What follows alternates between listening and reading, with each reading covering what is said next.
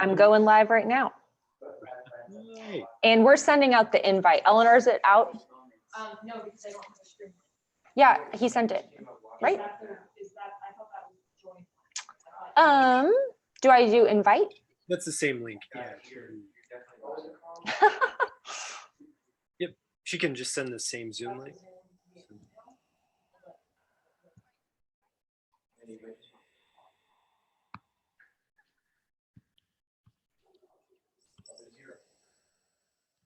And people should be able to join through that.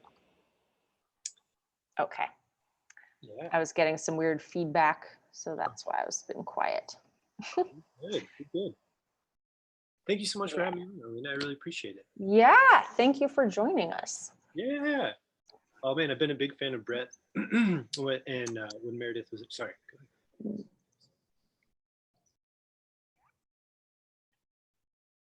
Okay, I muted YouTube.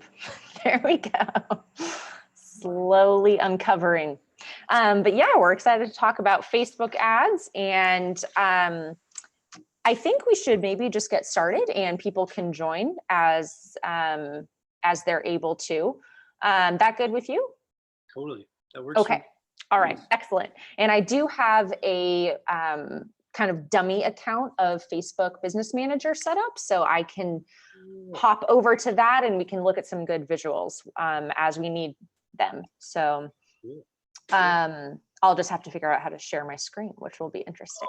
There's a big green button down at the bottom. There it is. Yeah. Oh yeah. I've used this before. It looks familiar. So we're all set up for that. So I think the first thing I was curious about, Will, was how you got started with Facebook ads. I'm assuming that you owned a PT practice at some point in time and maybe ran ads of your own, or I know you have kind of a business now working with PTs, educating them, helping them. So just curious kind of about your story there.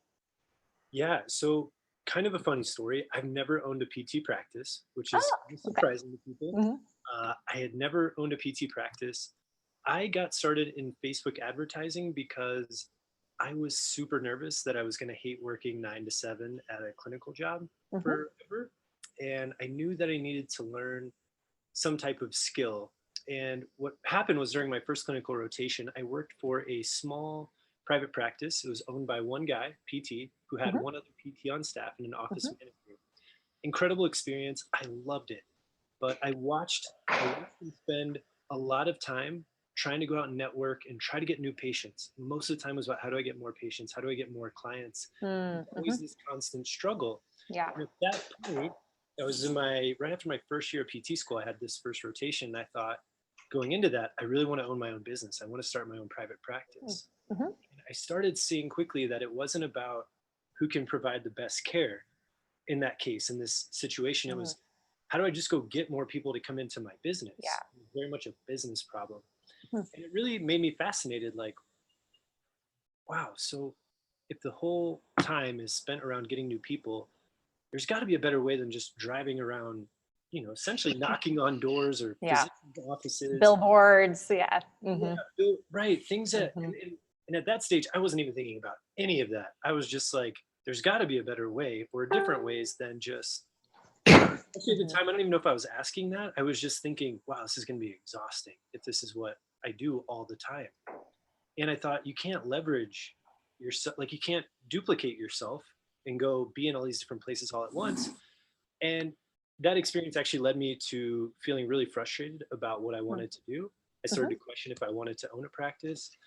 Then I started questioning all the things that I was being taught in school, which obviously didn't go over very well with the establishment. And so I was one of the older students. I was 27, 28 when I went back to PT school. So I had a little bit different mindset of what I was looking for.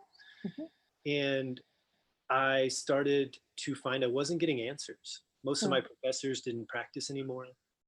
Most of my professors were just focused on academia, and they were in their own world, and rightfully so. They were worried about, how am I going to get tenure? How am I going to continue with my job? How am I going to get money for research? Which is, those were the problems they were facing. But they were different than my problems, which were, how am I going to make a life for myself? How am I going to pay back, the $155,000 of student loan debt I would go on to accrue? And no one would help me figure out these answers. And so that led me to starting a podcast. And that podcast is called the Nobody's Podcast, which has been going for about 3 years now. And it led me down this world of starting to understand Facebook and Twitter. Twitter was where I would just go and connect with people. Yeah. There's such a world of PTs on Twitter where you can just engage with people. And that's where I first started to invite people. And people then started asking me as we started growing, hey, you seem to know a lot about this internet stuff. How do I do this? And from there, it just kind of snowballed. And I'm trying to think of the very first time I ran a Facebook ad.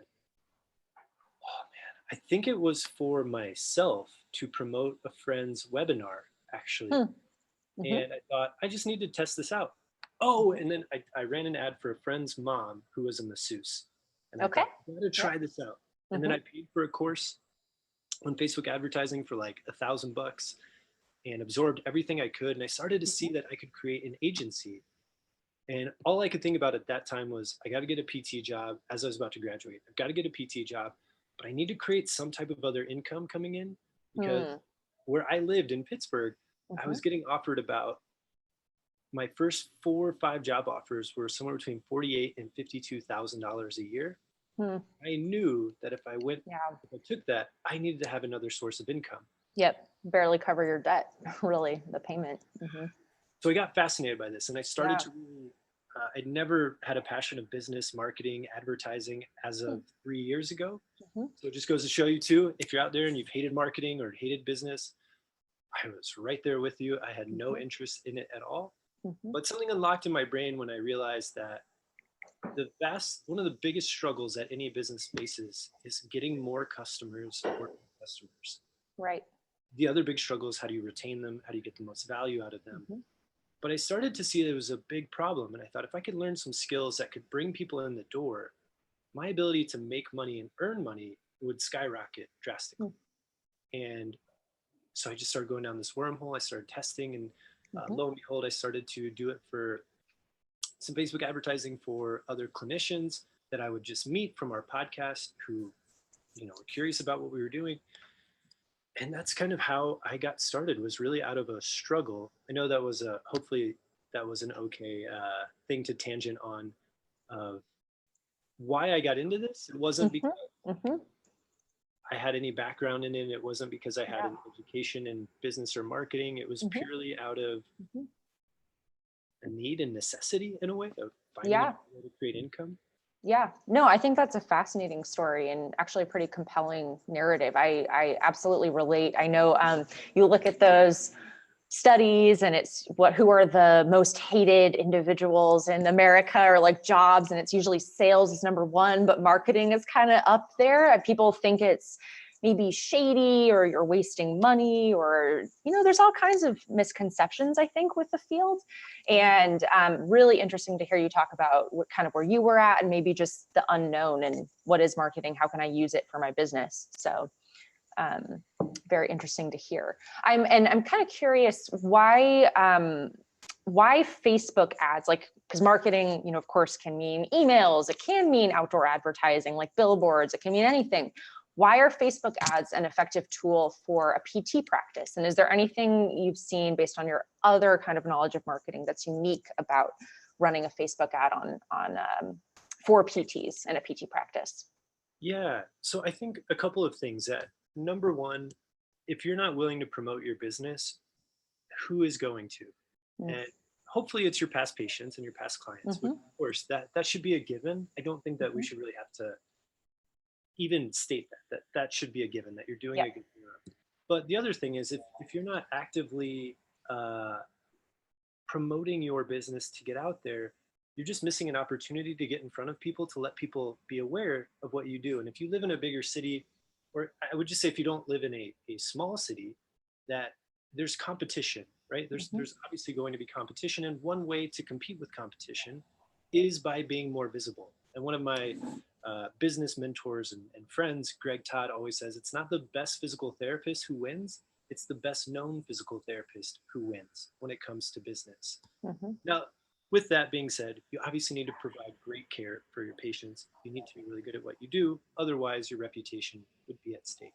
But assuming you have that covered and you are providing great care, why Facebook at this point I don't know that I would say Facebook over other platforms is necessarily better Mhm. than anything else. We just Mhm. look at kind of the data that, number one, it has the most users on it. Yep. And so anyone who says that, well, my audience doesn't spend time on Facebook. Well, we've just come out that there's over 2 billion people actively using Facebook. That's 1 out of almost 4 people in the world are on. Mhm. Mhm. So almost everyone that you would need to reach is on Facebook. And to think that your audience isn't there, I would challenge you, unless your audience is maybe 18 and under, might not be Yeah. the best place where you want to Yeah. advertise, but Need that TikTok. TikTok. Right. You're on it. You know it, Elena. You're on it. Yeah. But why I like Facebook is Facebook has the platform is, I'd say one of the limitations of the platform, the managing side of ads is not the prettiest or slickest. Yes. Absolutely not. It takes a Yeah. little bit of Mhm. figuring out and navigating. But once you get through that part, the great thing is you can put a piece of content, whether that's an image, a video, it could even be just text. You can take that, give Facebook a little bit of money, as little as $1 a day, and say, hey, I want you to only show this to women ages Mhm. 42 to 48 within 2 miles of my clinic who have an interest in running, or who have uh, who are in the top 50% of the income bracket. Mhm. And there's just very few platforms that we can do that anywhere else. And what I love about it compared to traditional advertising is we can track whether or not our campaigns are successful quite accurately. Yes. Mhm. Compared to a billboard, unless you're using a tracking number on the billboard and people are calling that number directly and you're able to see on the back end they're calling from a specific number, it's much more difficult. Someone might come in and say, I saw your billboard, and do that. But oftentimes they'd see your billboard, then go look you up online. And then all of a Mhm. sudden saying, I found you on Google because Mhm. they forgot that they saw you on the billboard. So it's not Yep. that billboards can't be effective. Mhm.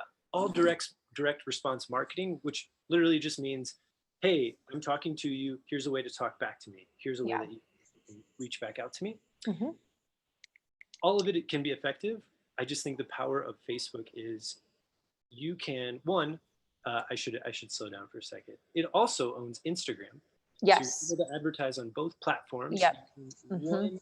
one system, which is Mhm. really great. Between Instagram and Facebook, I don't think there's I don't think there's any excuse to say that I can't get in front of the right people between the combined power of both of those platforms. So Yeah. I think Facebook's great. I think it's so powerful because regardless of what anyone says, people are spending time there. They're spending a lot of time there.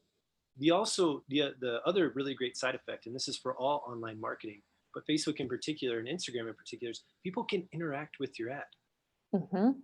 So rather than Yep. just seeing the billboard, they can't stop and Mhm. they can't write a note on the billboard, right? Like, hey, Ryan was here. Call me. I have some questions. Mhm. Probably not going to work out very well. Not gonna work. Yeah. With Mhm. Facebook, if they see your ad, they can actually Mhm. comment on it. They can Yeah. share it with a friend. They Mhm. can shoot you a direct message right from it.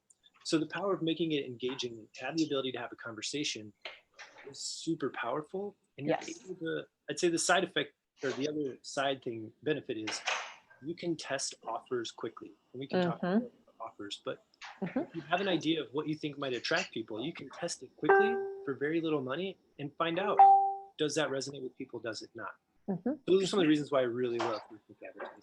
Yeah, I think you laid out some excellent reasons. And I love what you shared about the engagement aspect because, I've worked at agencies and companies and I've run a lot of Facebook ad campaigns, and some of the most successful I've ever seen are campaigns that go kind of viral. And they're not necessarily like, buy my product now.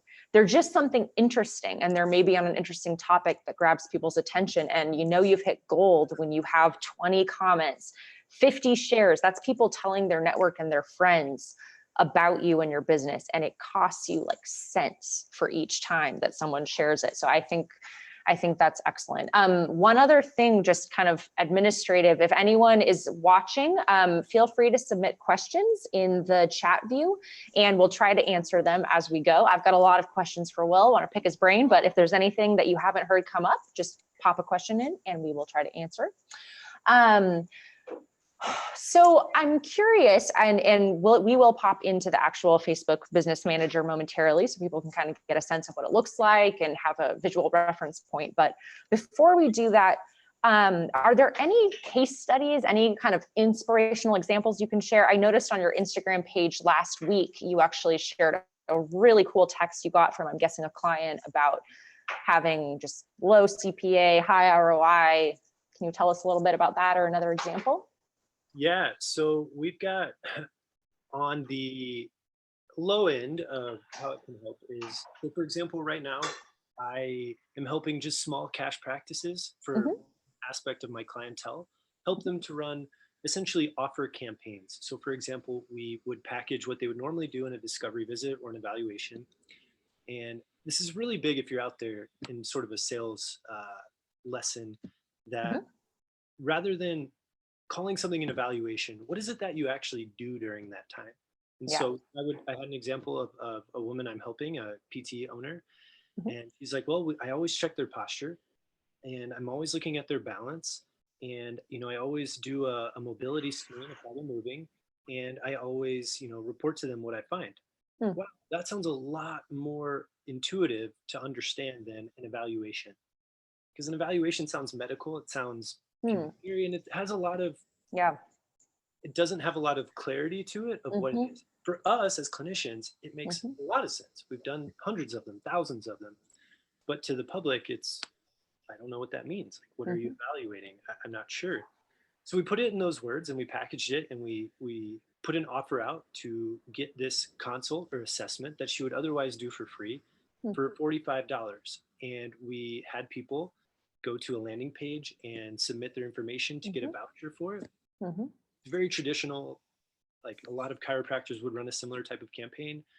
And we have spent, as of right now, I guess I could look at the numbers. As of earlier today, we've spent, I believe, $75. We've gotten 12 leads. Wow. She has sold, I believe, she sold one package at $1,200. She's had 5 others already come in and pay for their consults. Nice. $45, and I believe she's about to sell another one into a higher package today. So, and that's on the low end of a single cash practice owner who is just putting an offer out and running an ad to it and testing it. We've learned that for $75, people do want this thing. And not only do they want it, they're coming in and paying for it. They're paying for what would otherwise be free discovery visits. Like that, because we're able to use the language differently. And then on the high end, to give you a different case study, which hopefully this really inspires people, is we have a client of ours who we've worked with, who she runs a business. She's a physical therapist. She has an online business now where she teaches people how to have mobility for circus artists and aerial artists. Oh, how cool. Yeah, we helped run her Facebook ad campaigns. She made well over 6 figures in a week's time by running Facebook ads to her under $500 program, which is wow. You can. It's insane. Now, granted, she had an audience. She had already built a lot of trust with her audience, with her following, but the potential is just there. We were finding out we were getting new customers for like $12 for $350+ package. Yeah, that's a wonderful CPA. So the cost per acquisition to have $12, especially for people spending $300+. That's great. So definitely inspiring examples. I am going to share my screen now. Let's go into the Facebook ads. I should also say too, Elena, that for everyone who's out there, the very first campaigns we ever ran did nothing like that and had 0 results. And I want to just emphasize for everyone that this is a learning process. And you have to be willing to learn and study, just like you would do at any other aspect of your business or of your practice. And I don't want it to seem like, oh, here's the template, go run and you'll make 10 times ROI. not Get that rich quick. Yeah. I wish, trust me, I would be, I'd be living in Europe right now, hanging out. If it's that simple, but I don't. I'm very conscious of not making it seem like it's a easy thing, quick, get Mhm. rich scheme kind of thing. Yeah. It took a lot of practice, a lot of time, Mhm. a lot of money of testing to figure out what would work and wouldn't work. Right. So I just want people to go in with a mindset that this is something that does work, it can work. It often does not work immediately, just like when you're a new clinician and you're treating patients, kind of like, I don't know if this is working or not. I'm doing the best I can. But then over time, as you get more and more reps in, it's like, oh, yeah, no, I have a routine now. I know what's going on. I can Mhm. really feel confident. So I just always urge people to be patient and to continue to test and to practice, because I think we can paint it with a lot of rainbows and very rosy, but there's a reality to it. It takes a lot of work, as you know, Mhm. the amount of time Mhm. it takes to master Mhm. something. Absolutely. I think that's an excellent point, and I'm glad that you brought that up. It is a really technical thing. Like you said, you can see right here. Can you see my screen? I can, yeah. Excellent. Yeah. So it's not the most beautiful, and you better be prepared. I found it as one of the glitchier platforms out there. We love Facebook, but it's so powerful. And if you take the time to learn it and just keep testing and approach it with the spirit of curiosity, and you can make a lot happen. So um, for anyone who has never set up a Facebook campaign, there's kind of three levels, three layers to Facebook, and we'll look at individual topics within each one. There's some wonderful sites. You can Google any topic on Facebook and you'll find really detailed instructions. But basically, you have your campaign level, you have ad sets within that, and then you have the actual ads within that. They're like nested Russian dolls. So here are the three of them right here. And campaigns would typically be something really high level, like maybe you're trying to promote a particular offer, could be a campaign, like you said, or you could organize them based on audiences. So maybe you have maybe there's a high school sports team in your area and you try to go after high school football or something. That could be a campaign level. But in this example, I just put in PT practice promotion. And we get to this budget section. What is the budget that you should enter? So I'm curious to get your thoughts, because I would think that would be one of people's top questions is, how much should I spend on Facebook? And I can tell you kind of first, just from a typical marketing campaign, I would say you should aim to spend at least $100 when you're starting out for maybe a month-long campaign, maybe even 250, maybe even 500 to really test. Like you said, you have to have some budget to test in your area, your geography, your market, your audience, see what's working and what isn't. But I'm curious, kind of, what have you seen on the budget side? What gets results? What should people be prepared to spend? Yeah, it's always probably number one or number two question that Mhm. how much should I spend? And I kind of look at it in two ways. So rather than a default answer, I think the best way to look at this is, where are you at in your business? Do you Mm. find that you have more available time or more available money? Yeah. If you are running yourself ragged and you've got an excess of patients and you don't have more time to go market the things that you were doing in person to build your practice up to what they are now, you would be looking at probably campaigns of 250 plus per month. To Mhm. We can break that down a little bit. Mhm. If you are a private practice owner and you're just starting out in your cash practice or whatever, you're just starting out and you have more time than you have money on your hands to get out and market, I highly recommend that you go and physically market. Like, get yourself out into the community, go network. Mm. What I would do is look at Yeah. smaller campaigns like dollar Mhm. a day video view campaigns to just get in front of people. You can Mhm. think about this, it's not the most effective in terms of you're going to guarantee to get more people in the door. But if we look at, compared to a billboard, which can often cost you 500, 1,000, 5,000, $10,000 a month, depending on where you live, Yep. for $1 a day to run a video in front of a very specific group of people for $30 a month, you can usually get in front of 5,000 to 10,000 people in your targeted area that you're choosing Mhm. for 30 bucks. Like, you Mhm. aren't going to find that anywhere else. Yeah. So for me, I look at it in two separate ways of where you are in your business. If you want to be riskier and you have more money and you have time, you could certainly play around and try to run different campaigns. But the way that we teach our students or our our clients that want to learn this for themselves is, if you are a smaller practice and just starting out, and the idea of, I can't spend $500 a month on an advertising campaign, especially one that I don't know if it's going to work or not. The safest place to start would be $1 a day video view campaign, and just get in front of your local audience over and over and over again, to the point that someone at the grocery store goes, "Oh my gosh, Elena, you're that girl from, I You're see, PT I see Pete. you on Facebook. Like, that's so cool. You're at the grocery store." And you would be like, "Nice, that's working. For $30 a month for people to recognize me in the grocery store, totally worth it." Yeah, absolutely. And I think that's a great point, that you can kind of pick and choose what's your goal, what's your target, and then let the money, like if money is your chief objective, you can find a way to spend whatever you have and make it do something for you. That's what I would say. I do want to share kind of an advanced tip too.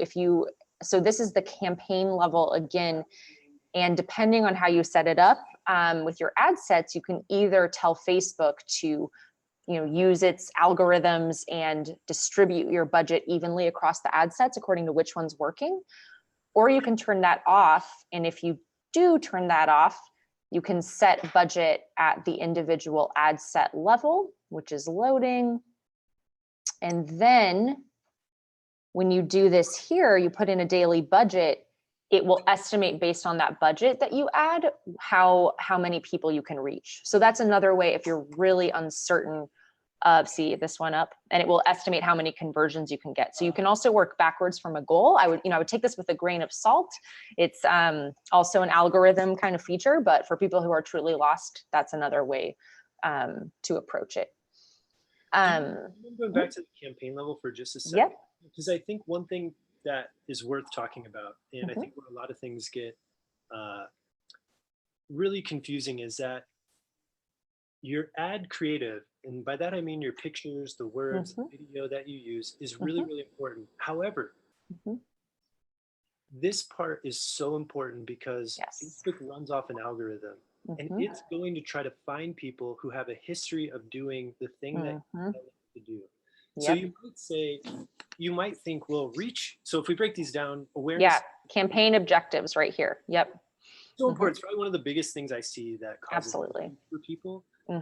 That awareness is just, how do you get this out to as many people as possible? Pretty much.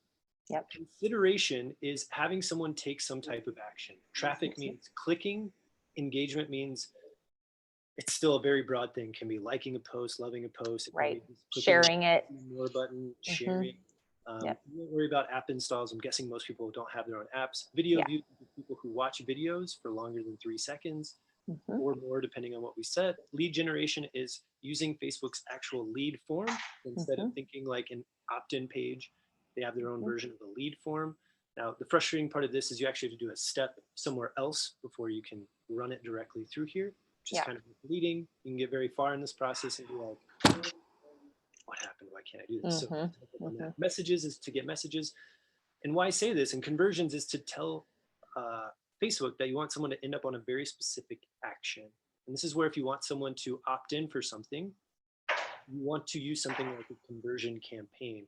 And why this is so important is Facebook is very, very smart in its algorithm, and that in the first 48 to 96 hours, it is deciding based on your results if it's worth showing more and more and more to people. And if we don't give it the right information and the right parameters, the odds of your campaign going down after 4 days, you'll see results for 4 days and then it kind of just drops. You can see it very frequently. And a big part is because we haven't set the right objective.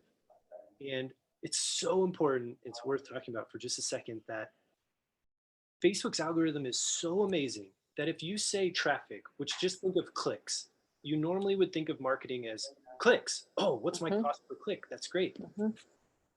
Well, Facebook is going to go find everyone that you tell in its audience, the audience that you set, let's say women 42 to 48 within 2 miles of your clinic. It is going to put your ad in front of all the women in that group who have a history of clicking on things. So there's some people who don't watch videos and click on things. Boom, going right to them. We're going to put this in front of them. If they start clicking on the ad, great, it works. But however, it's not going to say who has a history of opting into things. It's only concerned about who has a history of clicking on things because that's what we've told it to do. And it's so, so important that we have to understand the power of how crazy this data is. that Facebook is a robot and a machine and will just go do what you tell it to do, and it does it so well. But if you only tell it to find people who click on things, it's only going to find people who click on things, not people who opt in for things. This is where we can lose a lot of money and not have our ad be seen in front of the right people. So I hope that's okay, Elena. I just think it's where a lot of people make mistakes, is not understanding the power of all of this. They think, well, reach, I want to get in front of as many people as possible. The algorithm is so far beyond more powerful than you and I can understand, that you have to just give it the basic things and say, go. Here you go. Go. Yep, I'm really glad you brought that up. It was one of the questions I wanted to ask you. So it's absolutely great that you talked about that. And just to kind of add a bit more, so at the very beginning, we had talked about having a campaign that people share and people are engaging. So if you have maybe you have like, I don't know, maybe you have a blog and you have weight loss tips and like some free guide or something, and you're just looking to get in front of people. Like you said, engagement would be a great way to, a great objective to choose. And then same for traffic. If you're just trying to get people to maybe a blog page on your website so that you can retarget them later with an actual offer, you should use traffic. Reach would be first introducing yourself to your market and your audience. You're not expecting people to buy from you right then, but you want to cast a wide net, because something that you can do in Facebook, which is you can Google it, find step-by-step instructions, you can do it, is once you've created an ad, maybe it is one of these higher level objectives, reach or traffic, you can then retarget anyone who engaged with that ad with an offer. And that can be a really cost-effective, awesome way to squeeze money and results out of your budget. And then, like you said, if you want people to book an appointment now, you better be choosing that conversion goal. That's the one. Those are the people who are going to sign up. So yeah, I'm thrilled that you covered that. Let's see. So I don't know if you want to get into Facebook pixels, but that's another kind of whole rabbit hole. And I, even just covering what it is and maybe where to go to learn how to use it. You would find your pixel when you're in the ad set level and go all the way to the bottom, or I'm sorry, actually it's at the ad level. Every time that you run an ad at the very bottom on the left, here it loads. Whoop, whoop. Where are you? There we go. So you get to this tracking section, and this is where you have to set up a Facebook pixel. So yeah, I think maybe hopefully it's helpful for people if we kind of explain what pixel is for someone who's out there and brand new to this. I like to think of it as a bouncer at a bar who's got the clicker, who's worried about the safety fire hazard of too many, right? He's just kind of keeping track of one. Yep, you've come. Yep, you went in, right? Because he doesn't take your name. I mean, yeah, he sees your ID, but he doesn't take your name, doesn't have your name down. He just knows that you were in, and that X amount of people have come in. Well, Facebook's like that, but even way creepier and way more powerful in that it gives you an ID. It doesn't tell Elena or I, if you click on one of our ads, exactly who you are, but it will pool you in a group of people who have done something or clicked on something or watched a video and say, would you like to get in front of people who have watched your video for 10 seconds? Would you like to put an ad just in front of people who've clicked on your contact form in the last 30 days? All it is a little thing. It's a little bit of code.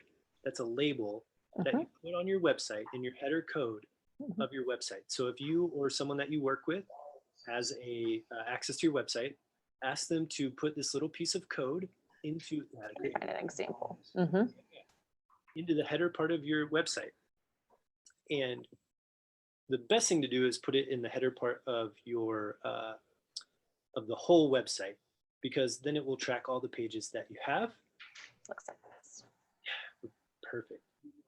And really that label is just saying that if you or I, and we have a Facebook account, so if Elena goes to my website and I have this little label put into my website, it will then put Elena into a little audience on my Facebook side that says website visitor last 30 days. She's there.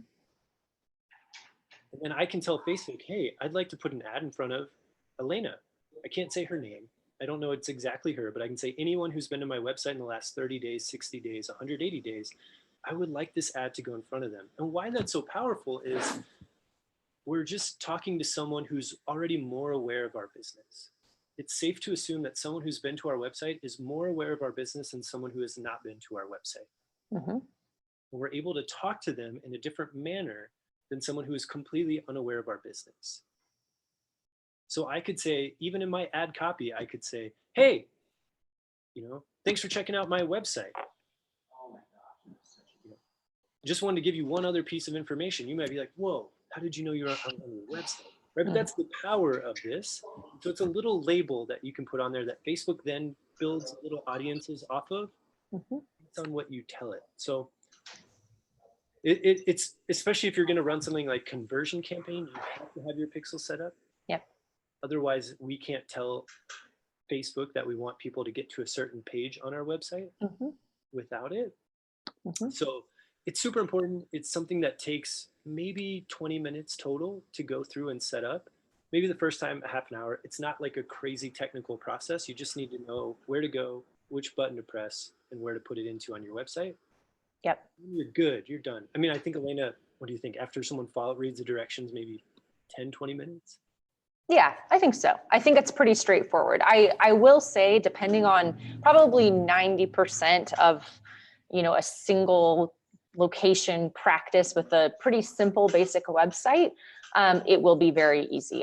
There you can run into some issues if you have a more complicated website. But in that case, you probably work with a web developer already and they can do this for you. So it's, I think you're right. I don't think it should be too onerous for people. And there's millions of YouTube videos online about how to do it. And yeah. But you have to have it. And Facebook you cannot get the most bang for your buck out of Facebook because it won't be optimizing for you unless you give it the data to do its job. So yeah, so I would consider this mandatory really for setting up a Facebook ad. So that's kind of the boring stuff, I would say. And now we get to the fun stuff, which is setting up your audience, I would say. So this is in the ad set level. There's campaign, ad set, ad. We're in the ad set level. And here's where you get to get creative and really, dial in who you want to be reaching. So I just want to kind of show people within this section a few different areas. So we're going to go down to the budget and schedule. You can input a schedule. And then here's the audience section.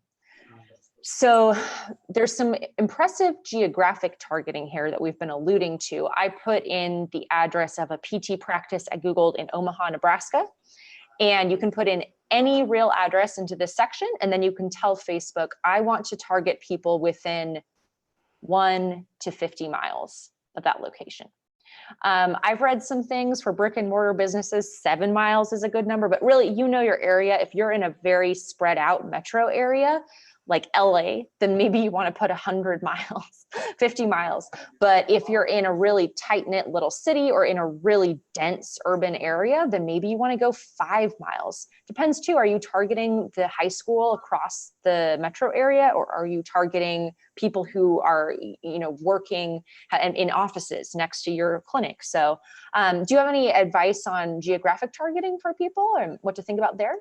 I think, no, you laid it out really well. I mean, what we tell people is, one, assuming you've been seeing people already, what's the furthest one's come in to see you? Yeah. If you say 2 hours, but it's only one person, where do most people, like, what's the average distance that's to your clinic? Because you might have a great offer, but if there's competition an hour and a half away and you're marketing an hour and a half away, just out of convenience, it's going to be hard for someone to choose you over competition based on convenience and time. So we do it that way. The other thing I like to do is, if you're in a bigger city or a metro area, to use zip codes, because you have a better idea of which zip codes are going to be where your ideal customers live and your ideal prospects. So if your ideal prospects live in certain neighborhoods, I would target those areas, or they work in certain areas, that I would target those zip codes. I think that you can also exclude areas. So if you want to target a whole area, but there's one neighborhood where just people don't tend to be active or fit or whatever, you can exclude them if you want to. I think that would probably be worth a deep dive, watch a YouTube training on all the different ways that you can target geographically. But I hope that you can see, if you're watching this for the first time and might not be used to this, that this is how we can get so powerful and so specific of getting our message in front of just a specific group of people. And this is just based on geography. And we'll talk about some of the other ways. But the one thing that I want to say is, one big thing we see, Alina, is the everyone in this location versus everyone who lives in this location. Yes. So if you, at the top there, you can choose different options. And we want, so for example, if you live in New York City or San Francisco, everyone in this location, there's probably a lot of tourists that are just stopping through, that are going, or maybe commuters that are just coming in that don't actually live there and would stop to see you. So we'd want to go with people who live in that location. Yep. Who's home? Absolutely. Yeah. Unless you're running some sort of crazy thing for people whose necks are screwed up from cruise ships. I don't know, but then you would choose this one. Yeah, there's lots of ways. And just another thing to look at, audience definition on the right, it will tell you the potential reach. You can see this is San Diego, where Covalent Careers is. And this is a tiny little area right here, excluding another. We're reaching almost 40,000 people. In theory, you want your arrow to be right in the middle, right here. You don't want an audience that's too broad. You don't want one that's too narrow. So just something else to look at that can help you. So now we come down here, and I'll just let you start talking. I've kind of queued up some interests and some age and gender, language, but. Yeah. I think hopefully it's fairly self-explanatory that you can choose the age range that you want to work with. And this is where I would say the real power in Facebook advertising is knowing your customer avatar, or knowing your ideal patient, what they look like, their demographics, in order to attract your ideal person, especially if you're going to create specific content to your ideal patient. We would look at, so maybe, in this case, maybe they're younger, they're 22 to 38, they're active, right? And maybe we prefer to work with women, or ideal patient's a woman, right? Or maybe just for this ad set, it's just women, and we'll run the same thing to men on a different one. But then you can choose your language as you're showing. I've found that either go with English all, or honestly, you could go, I think one of the most untapped potential in the US right now is, if you are a bilingual clinician, you can advertise in a different language, because there are people, if you're in, let's say, San Diego, I'm sure there's, plenty of people who speak Chinese, who speak, Spanish, that if you knew how to write in that language and communicate effectively, oh my gosh, you'd probably be the only person, especially healthcare clinic, that is, you'd be one of the only ones that's advertising, because people are so far behind on Facebook. But number two, you would probably be the only one advertising in a foreign language. Absolutely. Yeah. Huge potential there. That's a sidebar. And then I'll let you actually dive into these interests, because you've chosen some cool ones. Okay. So kind of, I'm glad you brought up avatars, customer avatars. If you caught it, the ad that we set up, which was a very beautiful ad created by my colleague, is about getting back into running. And not to, stereotype, but it was pink and, kind of aimed at women. And so we have the age set up of people who might be into jogging, running, half marathons, and it's women, because that's kind of what the creative is geared towards. It was a woman in the photo. So you can get really specific and precise, and that's what these interests are targeting. This is a crazy section. Like, if you want to learn about the politics of Facebook and ads and everything, you go in this, just hit browse, and you can pick things based on demographics, education, finances. Maybe for that special, you want people in the top 5% of income. You can do that. It's insane. For that cruise ship category, you could choose that. Life events, you can also pick away from family, their birthday, new job, new relationship. There's just so much here that you can do. Interest is probably going to be one of the top. That's what I have here. You can get really specific, half marathons, half a yoga you can put in. You can put in a lot of really specific activities, food and drink, hobbies. It's right here. You don't have to browse. You can also search. So I just mentioned Hatha yoga, it's an interest. You can pop that in. I don't know. Are there any kind of creative, interesting things you found? Like you can put in schools too, if you know someone went to a particular school, or maybe they are a member of a particular team. You might be able to find that. It's a little inconsistent, I've found, based on whether they're a member of a school. Something else you can add are different Facebook pages. So what's the name of your Facebook page, Will? I don't know if I'd have a page. Or do you not have a company page? We do. Probably the Nobodies would be the biggest one. KNOW. Oh, I don't know if we're big enough. I don't know if we're big enough to pop up, but probably not. yeah. But there are some bigger brand names in particular that pop up. Yep. Things that are interesting for people that you can look at. I will say, I'll save my deep theory on what's going on with interest for another time. But you can certainly target the APTA. I think things that are really interesting for PTs that pop up are you can type in spine health. Will show up. Ah, cool. You can put in cervical vertebrae. Crazy.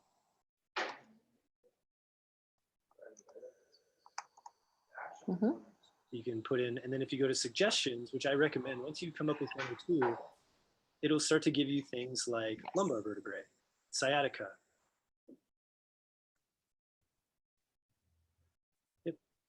Yep. Yeah, I'm so glad you brought that up. Very cool. Sciatica, I lied. It'll give you sciatic nerve, right? It's Facebook's taking data, and I think a big thing that people ask is like, well, how does it know that? It's not specific that people are liking a cervical vertebrae Facebook page. I would love to see that page. I don't know, it'd be crazy to see what people are posting on there, but it's essentially saying, have you interacted or liked with things that are related to a cervical vertebrae? So for example, you've somehow, somewhere liked a company page that had a post about cervical vertebrae. And this is how crazy it is, and this is why, for good or bad, all the data, all the actions that you are taking, Facebook is creating a little profile of you, of what you're doing. And it's really cool if you're super interested and fascinated by it. If you're willing to go with an open mind and not be freaked out, you should definitely watch the recent Netflix special I think it's called Hacker. And super fascinating about Facebook and the data that's being pulled and gathered, and the protection of that and what we should do. But that's a whole separate thing. But essentially, it's not going to say, hey, I know that you have a cervical vertebrae problem, but we do know that why would someone be interested in that outside of a scientist or someone who's had some type of issue with the vertebrae? You can type in things like headache. Headache as well is a big one. You can type in migraine. Things that you can't. Tension. Tension, headache, yeah, is probably the best one. And migraine would pop up. So if you're prevention of migraine, yeah, you probably go prevention of migraines, yeah. I would just say that I'll just go into one detailed thing. If you're running conversion campaigns, what I have learned over time, and this is my own belief that I've come to based on results, you actually don't want to use interests when your target audience is under several 100,000 people when doing conversions. Facebook's so powerful that you just want to say, hey, there's only 100,000 people in this audience. You can scan this way faster in 10 minutes than I could ever do, than me trying to help you narrow down. Facebook doesn't need help of narrowing down when you're doing conversion campaigns. You give it as biggest data set as you can and say go. And it will go find them. It is mind-boggling, the difference when you try to set all these parameters for Facebook on a conversion campaign, and then it goes and it looks and says, hey, there's only like 12 people in here who don't normally do this. We're going to shut this down. Versus if you're like, hey, here's 100,000 people. It's like, yes, thank you. It narrows down. So that's one thing. I think there's a big misconception in local audience that the more I narrow, Facebook is one thing we have to let ego go. Instead of us feeling like we know what's best, you kind of let Facebook figure it out. It is so smart and so powerful. It's something I've had to learn over years of thinking, oh, I can figure out, there's got to be an interest out there that I don't know about. When we're talking about local markets and small audience sizes, under hundreds of thousands of people, it's important if you're doing video views or traffic that you do use interests. But I would say, unless you're retargeting, you don't want to get so narrow that Facebook can't use its magic. Mm-hmm. I don't know, Elena, how you feel about that. That's just kind of what I've come to learn for the last few years. Yeah, I think that that's a really keen observation, and it's true. You do not want your audience to get too tiny, or yeah, like you said, Facebook can't work its magic. And what that makes me think of is a tactic that, again, this is more of kind of an advanced tactic for people, but it is one of my favorites. It works like a charm, and it's purely because of Facebook doing its magic, and that's lookalike audiences. So these are, I'm just going to pop in. If you're in Business Manager, you go to your assets, this assets column, audiences, and you can upload essentially a CSV file of your customer list or your email list. And it's another thing where if you only have, 300 people on your list, it's not going to work. But if you have some pool of data that's significant, this could even be, I think you can build a lookalike audience of, say, your Facebook likes. So if you have any pool of audiences, and these are some of ours, you can build a lookalike. So you would just create an audience, lookalike audience right here, and then you select a source. You can create a new one, upload a CSV. You can tell Facebook what location you want. You can enter your city name, that geography, that zip code, and then have it spit out a lookalike audience. And that I found to be really effective, quite consistently. Totally. Yeah.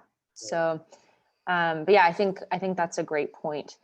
Kind of as we move into the last 5 minutes or so of our webinar, let's just touch on the ad creative itself real fast, because I'm sure that's something people have a question on too. Again, we just threw together kind of a dummy ad, but maybe what's more valuable to have you talk about is what are some really clever, creative ways, and it's 2019. What are some of the best ways people can use this space to advertise their business? Yeah, so there's a couple of different things that we would look at on this ad that we can do, which is number one, the copy or the written words. Then we have the image or video that we can choose, and then we have a headline. Yep. And you also have a button that you can press. But the big thing to me is in the copy, you want to call out your audience. You want to call them out so they know that you're speaking to them. So for example, for this, I might say something like, "Hey, San Diego runners. Hey, hey, San Diego ladies who run." And why we do that is it messes with our mind when we see that something's speaking directly to us. And it's like, you want someone to be able to identify within the first split second, this is for me or it's not for me. So if I'm a woman 22 to 38 and I love to run and I see, "Hey, San Diego ladies who run," that's me. I'm it. But this is why it's so powerful, because otherwise on a billboard, I don't know that I could say this, and I know for a fact that it's getting in front of women who run. I do know through what Facebook's allowed me to choose that this should be in front of women who like to run or have some type of interest in running. But if I call them out, it'd be like, "Hey, this was created for me." Oh, interesting. Then what I would do is I'd want to ask some type of question that either is intriguing or provokes emotion. So, are you sick and tired of blistery feet after 9-mile runs? And again, all I'm doing is trying to get someone to identify whether this is them or not. I essentially want someone to be thinking, "Wow, this person knows me." It's like they've been reading my diary. So are you sick and tired of blistery, aching feet after 9-mile runs? We're going to lose some people here. Some women will be like, "Nope, I don't get blisters. I'm out." Okay. But if we're, so we could, or it could be a question that's like, I should ask you, Elena, what is a common problem if you run that you might face on a run as a young woman while you're running? I would say shin splints. I mean, that's probably a big thing. I have a lot of friends who've had those. Yeah. So maybe I would ask, are your shoes causing shin splints? Now, you might normally associate shoes, but knowing my avatar and knowing that they're probably not highly educated on anatomy, they might already have a belief that shoes would be a part of the reason for shin splints. Me as a clinician might know that's probably not the case, but I know that's what my person might be thinking. Mm-hmm. And so then I would, then I would go into more of their pain points. So, I'm Will, physical therapist in the San Diego area. I want to give you 3 helpful tips. And then I would have a video. Or if I wanted to have a call to action, I'm offering a special discount on a shoe fitting or a shoe,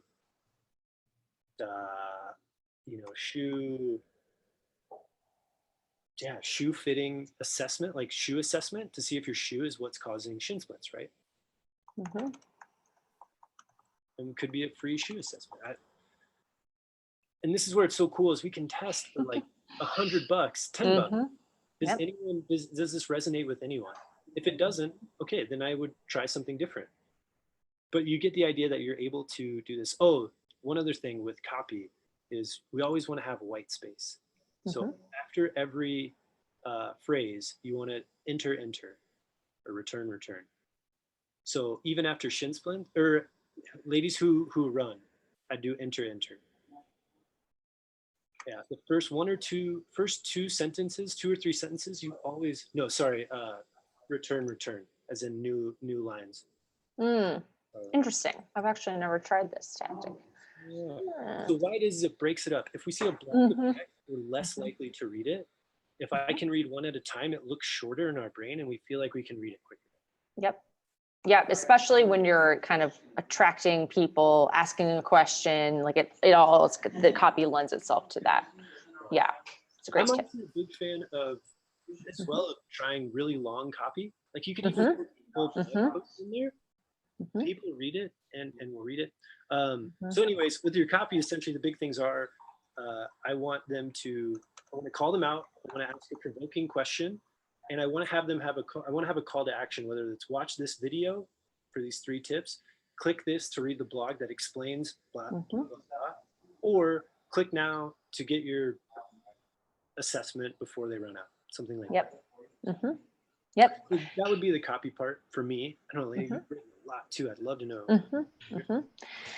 Yeah, I found the biggest thing is really testing, like you said, and I want to show really quickly how easy it is. Once you have a template that you like, you just go into this is the ad view, go into the ad view, you hit duplicate, and then you go to existing ad set, number of copies, duplicate, and that's where you can go in and you've got to pick, any good scientific test, you pick one thing that changes.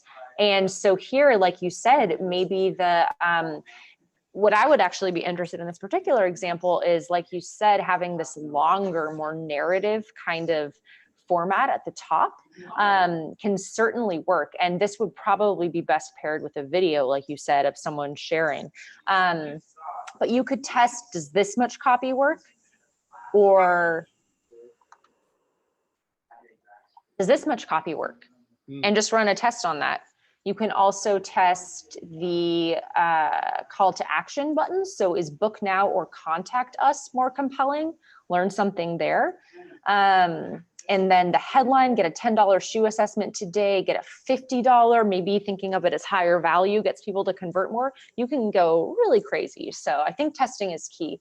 Something I've observed in copy, just myself for Facebook ads too, is that you have to certainly have some creative kind of fun words, but also I wouldn't get too wordy. I think short, clear sentences that people can understand, kind of to your point, the reason psychologically that you recommend this, adding spaces technique is that people are skimming through this really quickly. So you can't take too long to get to your point, and you don't need to write a poem. Like, be straightforward about what you're asking for and what you're offering. I just want to make one statement to physical therapists out there in particular, anyone else who's in a healthcare field, that the thing that you do not want to do is say, so-and-so physical therapy, we treat back pain, neck pain, shoulder pain, elbow pain, every joint in the body pain. Here's our phone number, call us. Can it work? Has it ever worked? Yes. Is it the worst ad ever? No. Have I seen it hundreds of times and not do very well? A lot. Facebook's not meant to be a floating billboard. It's not meant to be a just, hey, do you have this problem right now? Call type of platform. It's an engaging platform. And the best things that attract people are stories, in the sense of you telling a compelling story. And what I recommend to people is actually just stop and think, what do you stop on when you're watching stuff? Like, what is it that gets your attention? And a lot of times you look at what goes viral, it's things of compelling stories of people. We as humans, doesn't matter what platform it's on, whether it's auditory, visual, I'm sure in virtual reality, it will all be based around story. I mean, our lives are just narratives that we're playing out in our minds all the time of story, what's going on. So the more that you can either be direct, like what Elena said, I think you're spot on. If you're going to have an offer, be direct. What is it? Be direct with them, what it is that you want. If you're trying to get attention to your brand, what is your brand about and what is a story? A story of someone that you don't have to name their name, but a story of someone's transformation is far more compelling than we treat this, because it's about you in that case. It's not about what someone can get. And the more that you can make it about the transformation someone can get by what you do, and that story of transformation more than the features and benefits that you do, got a much better chance of resonating with someone.